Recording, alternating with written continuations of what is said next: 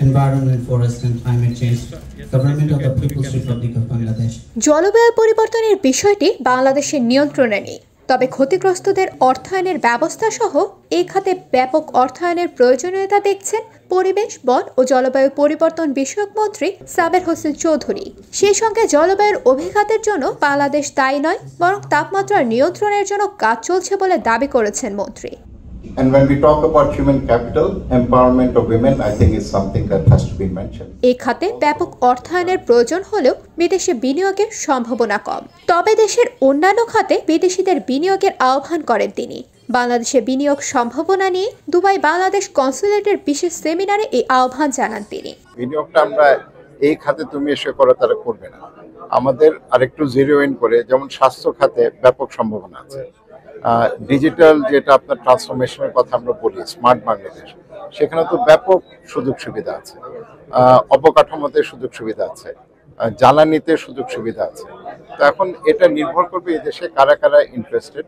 মানে আমরা যেটা জানি যে ইতিমধ্যে যেমন দুবাই ওয়ার্ল্ড একটা বড় কোম্পানি এখানকার, তারা কিন্তু আমাদের বন্দরে যে মানে হ্যান্ডলিংটা হবে সেখানে তারা বে টার্মিনালে করছে, নিউ মোরিং কন্টেনার টার্মিনাল করছে।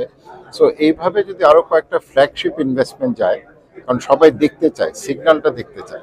দেশের পর্যটন, নবায়নযোগ্য জ্বালানি, তৈরি পোশাক শিল্প, পাটজাত ও চামড়াজাত শিল্প, তথ্য প্রযুক্তি খাত সহ বিভিন্ন ক্ষেত্রে বিনিয়োগের সম্ভাবনা তুলে ধরা হয় এই সেমিনারে। মিশন কর্মকর্তারা বলছেন, প্রবাসে থাকা ব্যবসায়ীরাও যাতে দেশে বিনিয়োগ করেন, পাশাপাশি বিদেশি ব্যবসায়ীদেরও দেশে বিনিয়োগে আগ্রহী করে তুলতে এমন আয়োজন। আওয়ার এক্সপায়ার্ড কমিউনিটি যারা এখানে আছে তাদেরকে যদি আমি বলি যে তারা সবাই এক্সপোর্ট প্রসেসিং জোনসে, ইকোনমিক জোনসে, বিভিন্ন জায়গায় ফরেন ইনভেস্টর হিসেবে যদি তারা ইনভেস্ট করে, তাহলে বাংলাদেশের ইনভেস্টমেন্ট ল্যান্ডস্কেপটি চেঞ্জ হতে পারে। প্রবাসী বাংলাদেশি যারা বিনিয়োগ করতে আগ্রহী এবং বিদেশি এবং স্থানীয় ব্যবসায়ী যারা আছে, সবাইকে আমরা আহ্বান জানাই বাংলাদেশে আপনারা আসুন এবং দেখুন বাংলাদেশের যে অপরচুনিটিস এগুলো কাজে লাগানোর জন্য, তারা জন্য এই সুযোগ কাজে লাগে এখন এই সময়।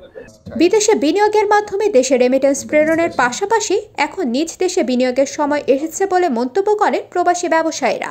ট্যাক্সের সাবমিশন যেটা সে টাইম মতো করবে, এতে হবে কি আজকে দেখা যাবে যে কতটা বাংলাদেশি কোম্পানি সময় মতো ট্যাক্স দিয়েছে, কত টাকা ট্যাক্স দিয়েছে, এতে বাংলাদেশের নাম উজ্জ্বল হবে এবং সাথে সাথে যারা ব্যবসায়ীরা আছেন তারাও উপকৃত হবে। তো এই প্রথম যে সেমিনার অনুষ্ঠান এটা আমি মনে করি অত্যন্ত সাকসেসফুল এবং এইটা অ্যাওয়ারনেস করা দরকার। সংযুক্ত আরব আমিরাতের করনীতির সাম্প্রতিক পরিবর্তনগুলো সেমিনারে তুলে ধরা হয়। বিশেষ করে দেশটিতে থাকা গোল্ডেন ভিসাধারী ও বাংলাদেশি ব্যবসায়ীরা যাতে দেশটির করনীতি অনুসরণ করে জরিমানামুক্ত থাকতে পারেন সে বিষয়ে সচেতন করা হয়। আপনারা জানেন এই বছর থেকে ট্যাক্স অ্যান্ড ভ্যাটের বিষয়টা তারা স্ট্রিমলাইনিং করছে।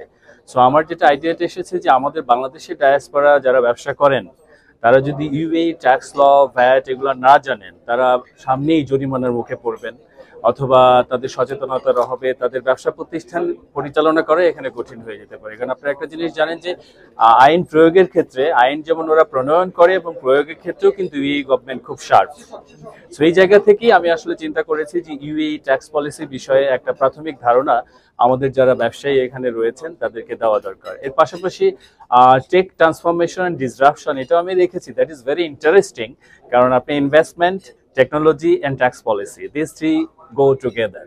দুবাইয়ের একটি হোটেলে আয়োজিত এই সেমিনারে আরব আমিরাত, ভারত, শ্রীলঙ্কা ও বাংলাদেশি ব্যবসায়ীরা এতে অংশ নেন।